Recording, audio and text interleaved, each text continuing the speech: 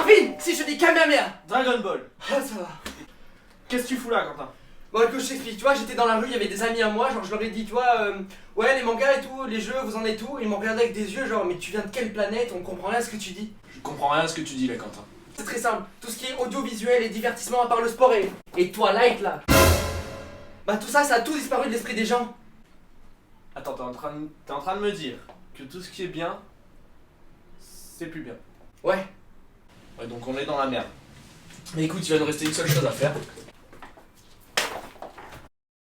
Alors on va lire tout ce qu'il y a à lire et regarder tout ce qu'il y a à regarder. Et après, je t'expliquerai.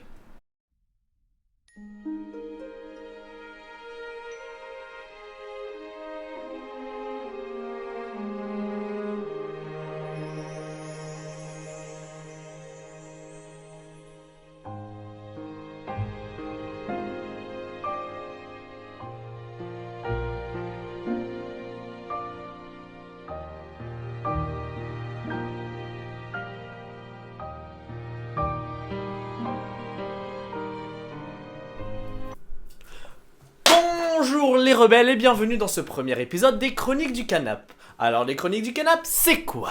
Alors ce seront des chroniques qui parleront essentiellement de jeux vidéo, mangas, films, séries de télévision, BD, comics, animés. Rien d'autre à ajouter. Ouais. Voilà. Et ce sera une émission, pardon, excusez-moi, ce sera une émission animée par Quentin et moi-même. Et pour ce premier épisode, quoi de mieux que de parler d'une série en particulier, une série culte aujourd'hui, Friends.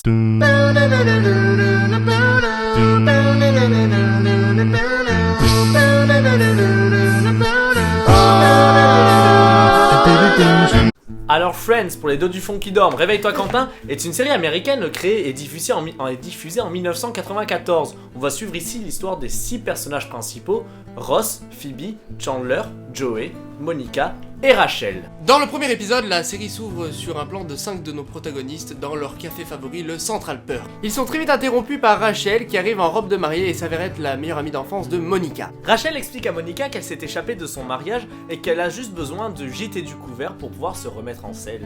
Nous allons donc suivre la vie de nos 6 protagonistes pendant 10 ans, car oui, la série a duré 10 ans. Ça n'aurait pas dû finir. Ça n'aurait pas dû finir, Quentin. Mais quelle magnifique transition pour parler des personnages. Phoebe, c'est un peu la tarée du groupe. Tu pues le chat, ce n'est pas ta faute. Elle a un passé très sombre, mère suicidée, père en prison, et elle a vécu toute son enfance dans la rue. Cependant, on apprendra plus tard qu'en vérité, sa mère, c'est pas sa mère, et son père, c'est pas sa mère non plus. Attends, c'est logique, c'est pas sa mère, c'est son père. Oui, je sais, mais enfin, c'était une blague, genre, la mère, c'est pas sa mère, le père, ça peut pas être sa mère. C'est pas aussi non. Fais plus ça. Arrête. C'était une blague. Non. Elle prend tout avec humour et elle est toujours là pour remettre les personnages à leur place. Elle dit tout ce qu'elle pense, ce qui fait d'elle aussi un personnage très franc, parfois un peu trop. Tu pues le chat, ce n'est pas ta faute. Transition. On va parler maintenant de Joey. Joey est un peu considéré comme l'enfant du groupe. C'est un acteur raté qui collectionne les conquêtes et qui aime manger. Mais genre beaucoup manger. Il est également considéré comme l'idiot du groupe, ayant un temps de réaction d'à peu près 30 secondes, mais de vraies 30 secondes, même si à la fin de la série, il grandit autant sur le plan sentimental qu'intellectuel. Ah mais on vient de faire Joey là? Je vais te frapper. Monica est représentée comme la maman du groupe, bien qu'en réalité c'est la petite sœur de Ross. En effet, cette cuisinière de talent est aussi une très grande maniaque. T'as bougé le coussin d'un millimètre. Pardon. C'est mieux. Elle aime aussi tout contrôler, et d'ailleurs la majorité des épisodes se dérouleront dans son appartement. Sauf quand ils échangeront avec Chandler et Joey. Et Monica était aussi obèse dans son enfance. Chandler est le comique du groupe, il est maladroit avec les femmes jusqu'au jour où il se marie avec Monica après un coup d'un soir. C'est assez compliqué et on va pas partir sur l'histoire maintenant. Malgré ce personnage très attachant, il reste assez peu développé à la fin de la série, même s'il nous fait toujours rire en toutes circonstances. Et c'est pas vrai, il a eu 2 enfants avec Monica et son père c'est un travelot. C'est important ça. Spoiler. Ross est l'intello de la bande, passionné de paléontologie et fou amoureux de Rachel, même si entre nous ils ont une relation un petit peu ambiguë. Ils avaient rompu. Ross se fait souvent charrier sur ses mariages ratés, et notamment son ex-femme devenue lesbienne. Ross est souvent traité de barbant lorsqu'il tente de relever le niveau intellectuel de ses amis. Alors qu'en réalité il n'a juste qu'un savoir immense qu'il aimerait partager avec ses amis, c'est tout. Il a eu un singe. Il s'appelait Marcel. Ah oui, c'est vrai, oui. Marcel. Et pour finir avec les personnages, on va parler de Rachel. Rachel est le personnage qui évolue le plus tout au long de la série. En effet, elle passe d'une petite fille pourri gâtée à une femme d'affaires et maman avant tout accomplie. Car oui, elle a un enfant, prénommé Emma, avec Ross, qui sera le résultat d'un lendemain de beuverie et de coucherie improbable.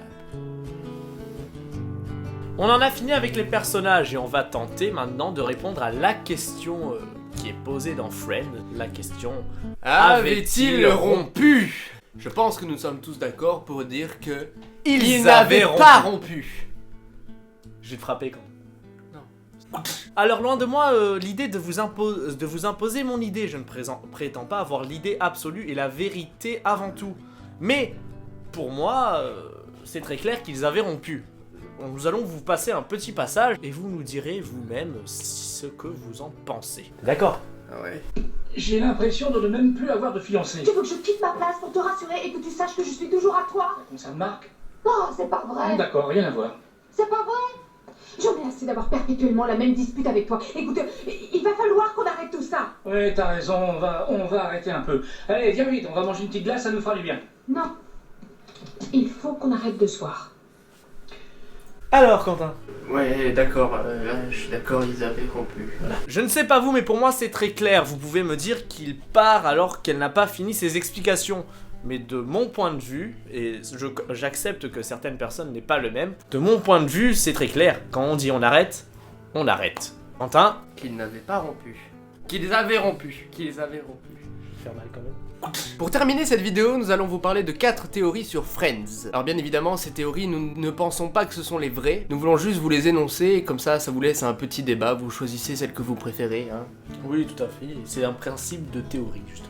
Théorie numéro 1. Chandler serait en train de raconter toutes ces histoires qu'il aurait eues donc avec ses amis, Ross, Joey et toute la bande, à ses enfants qu'il aurait eu avec Monica. Un peu à la How I Met Your Mother. C'est ça. C'est ça. C'est ça.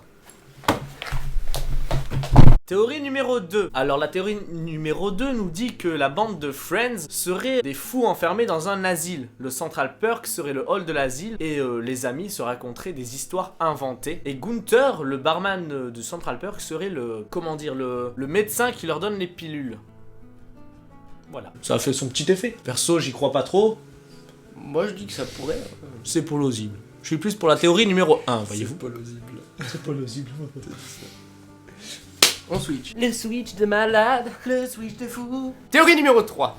La théorie numéro 3 nous énonce que l'histoire de Friends en fait se passerait dans la tête de Phoebe. Que donc tous ses amis qu'elle a seraient des amis imaginaires inventés dans le seul but de justement l'aider à surmonter tout ce qu'elle a vécu. Donc la mère suicidée, le père en prison, son enfance dans la rue. Ça aussi c'est plausible. Théorie numéro 4. La théorie numéro 4 parle encore une fois de Phoebe. Et en fait, il paraîtrait tout simplement que Phoebe soit la plus intelligente du groupe, ce qui expliquerait pourquoi elle est si décalée aux yeux des autres. Nous la verrons non pas avec le regard de Phoebe sur les autres, mais le regard des autres sous-intelligents, on va dire. Ça n'existe pas, mais on s'en fout, on invente des mots dans cette chronique. Sous-intelligent comparé à Phoebe qui est vraiment surdouée. Cette théorie est assez sympa, elle est assez drôle quand on connaît le caractère de Phoebe, et tout est bon d'apprendre. Et moi, je n'ai qu'un seul mot à rajouter. Tu pues le chat, ce n'est pas ta faute. Transition. C'est la fin de ce premier épisode des Chroniques du Canap, en espérant qu'il vous ait plu, et sachez qu'ils évolueront au fur et à mesure du temps. Et si cette vidéo vous a plu, donc vous pouvez vous abonner à la chaîne YouTube Marvin Giffoni. Vous pouvez mettre un j'aime ou laisser un commentaire, ça peut éventuellement être sympa. Oui, et allez voir les vidéos de Quentin tout seul, où j'apparais évidemment de temps en temps, les vides de Quentin. Je vous mettrai un lien dans la description, même si la majorité des gens seront de ces vidéos, mais c'est pas grave. Et puis dans les commentaires, vous pouvez aussi nous mettre des suggestions de ce que vous voudriez, un sujet que vous aimeriez voir apparaître dans les chroniques du canap. Oui, et évidemment, le top commentaire, entre guillemets, sera choisi pour une prochaine vidéo, même si on a déjà des idées pour les prochains sujets. Voilà. Voilà. Bisous. Bisous.